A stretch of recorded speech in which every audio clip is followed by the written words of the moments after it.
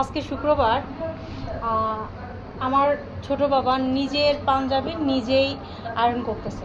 অন্তত ছেলে মেয়ের সপ্তাহে 2 দিন বন্ধ থাকে, শুক্র আর শনি। এই শুক্র শনি ওদের নিজের হাতের কাজ শেখানো অনেক দরকার। হ্যাঁ, ধরেন আপনি মা অসুস্থ হয়ে পড়লেন, আপনি ওকে সামলাবেন কিভাবে?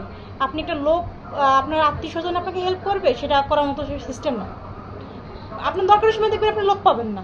অন্তত ওদের নিজের কাজটা যদি নিজের জানা থাকে, ছোটোখাটো কাজ, মনে করেন এই যে আয়রন করা, কাপড় চোপড়, ডিম ভাজি করা, মানে এইগুলো টুকিটাকি কাজ কীভাবে কী করতে হবে এগুলো জানা থাকলে মানে আপনি একটু স্বস্তিতে থাকতে পারবেন।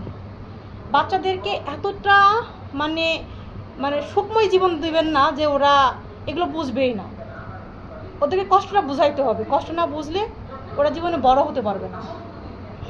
বাবা কেমন লাগতেছে নিজের জামা নিজে আয়রন করে? আরে এইটুক তো শিখতেই হবে। এইটুক যদি না শেখো তাহলে বাইরের রাষ্ট্রে যে কেমনি কি করবা? আর জানো, ইউরোপে কিন্তু ছোট ছোট বাচ্চারা রান্না করা, তারপরে নিজের আয়রন কিভাবে করে সব স্কুল থেকে শেখায়। বাট আমাদের বাংলাদেশে এগুলো শিখায় না, কিন্তু নিজেরাই শিখাইতে হবে।